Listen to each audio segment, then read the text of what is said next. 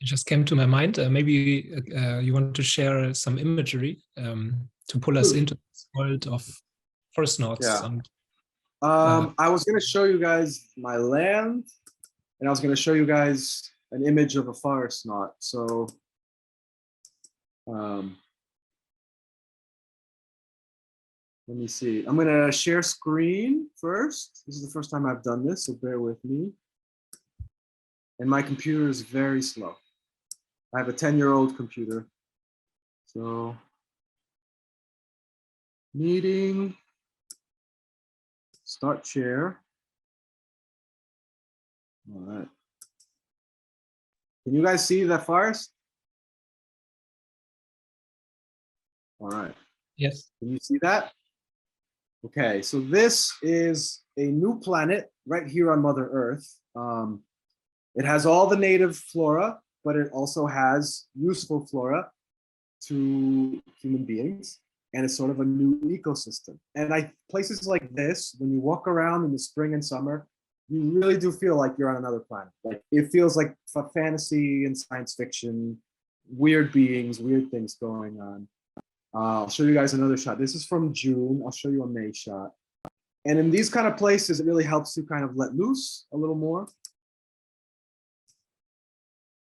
And you get the spring shot. Let me know if you guys can see this one.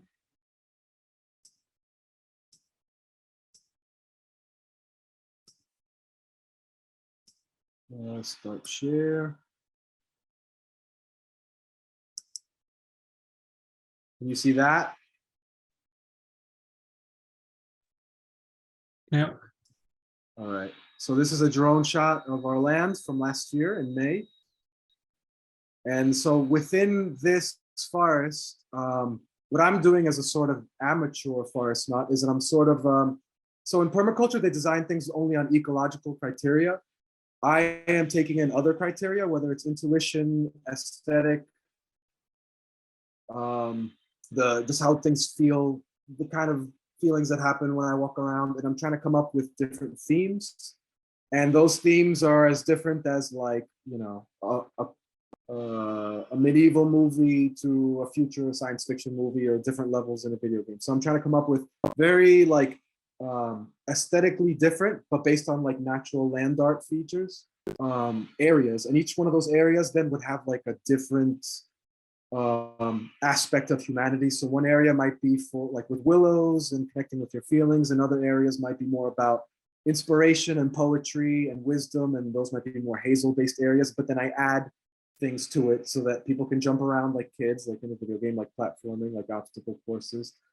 Or I might have puzzles or opportunities for creativity, or places where they encounter an actor or a character and they have that encounter, and like the scene matches what that character sort of teacher is doing for them in the story. So like I started with the forest garden, and now I'm kind of carving out those areas there on the land. And then at the same time, when we actually start designing our homes and settlements in a more conscious way, we can actually, like every ancient civilization did, we can figure out, okay, this is a good place for prayer. This is a good place for giving birth. This is a good place for community and dance and talking to each other. And this is a good place for cultivation and hard work. And we'll read the landscape that way. And this is a place that would rather be untouched, and is kind of spooky. Because, like, for example, even in like Ireland, they still have like spooky places where like the fairies will get you, or the imps will get you, or and they talk about this like, you know, it's still accepted, which is pretty cool. So yeah, these are these images of the forest, and then I can show you illustrations I made of a foresnaut, because I can't really get into it in this talk, but like you can do visionary work with your soul to kind of find out your purpose, and which is something I believe in, and I've had brief experiences of. So let me see. I'm going to show you guys what I drew when I first got an image of a foresnaut, like during meditation, kind of meditation. I was just lying down. And then what an illustrator friend an illustrator friend drew it for me, but better. Hold on, I'm just a little bit lost on Zoom because I have a different weird screen now. Good. I can very much relate to that. This is how the Created by Chaos experience also unfolded, like in the meditation or dream state, and then I had to draw it out, and this is now why we are here also. Okay. Can you guys see that bad drawing? Yes. Okay, so basically I saw a person, I don't know if it was male or female, in sort of like a grass skirt and like very like leaf-based clothing, but wearing a space helmet. And in the background there were gears, and then plants were running through the gears, right? And I'll just show you guys the better version that my friend made for me.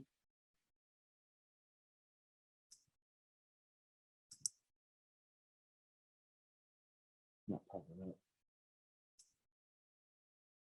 Can you guys see the better illustration now? And so this is like kind of a friend helping me with the vision. And it was sort of this vision that told me, hey, this is a way to go into the future, which is sort of the cosmic impulse that people have with like, oh, to save humanity, we can go to outer space. Well, no, there's plenty of worlds to be discovered right here, but they need to be regenerated and grown into life. And that they will be as very culturally diverse and different from one another. So it'll give you that feeling of when you watch like an outer space science fiction, and like every planet has their own species and languages and ways of being. So it's like re-diversifying the world, because obviously there have been so many cultures and languages that are now dying. So it's like going back to that non-homogenized, non-globalized, but still kind of globalized world. And yeah, so like I got this image, and it was from this image that I started thinking like about the philosophy of a Foresnaut and the possibility of Liveo games. It all came from metaphorically kind of dissecting all the pieces of the image that I got just from that one moment, which was like 7 years ago now, 6 years ago. And it just came like, here's a gift, even though like I'm a very stressed person, like I'm not super connected all the time whatsoever. Like I've been curing basically CPTSD for years now. But like in that moment, I was given this sort of image, and it allowed me to feel like hope and a purpose. And I've been developing it over the years very slowly. So yeah, that's just a little anecdote on like soul work. And like sometimes these images or dreams that come to us have like a lot of meaning in them, and they do have to do with what we're meant to do here. And they usually do come in the language of nature. They are the language of nature for me, these images. So yeah, that is a Foresnaut drawn well by my friend. And if anybody wants the picture, I can send it to them. I can send you the bad version as well if anybody wants to look at it. It's nice to see how it evolves. And when I looked at it, for me, it seemed like almost that nature itself like grew the Foresnaut into being to help itself. Like when I see at the bottom, like there's the plants, and then it comes out of it, and in this world full of technology, colors, and tries to, yeah, maybe, or that's just my interpretation, or like gets the current state of culture, of all the systems, the technology, the state we are in, and trying to find a way to become back into the balance with the nature.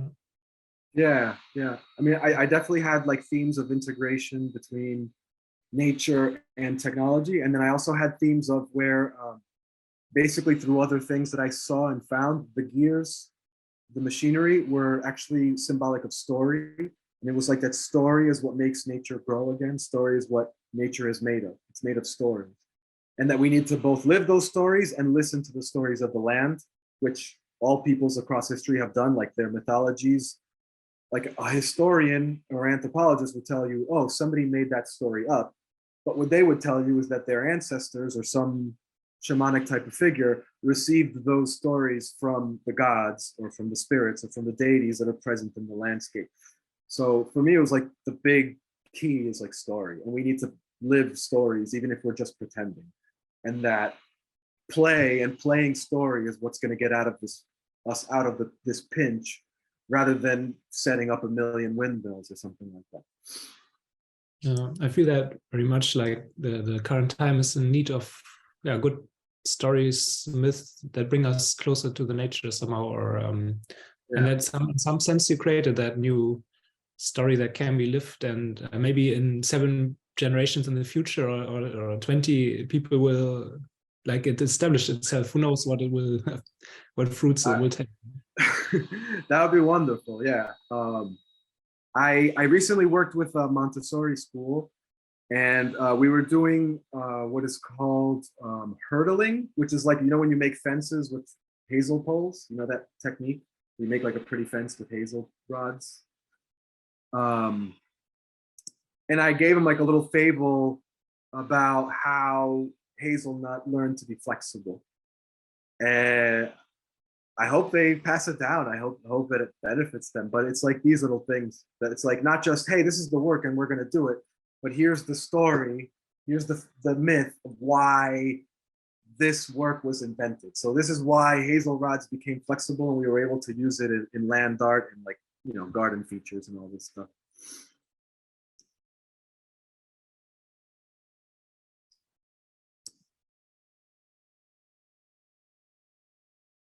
I'm trying to get back to the regular screen and I can't figure it out. I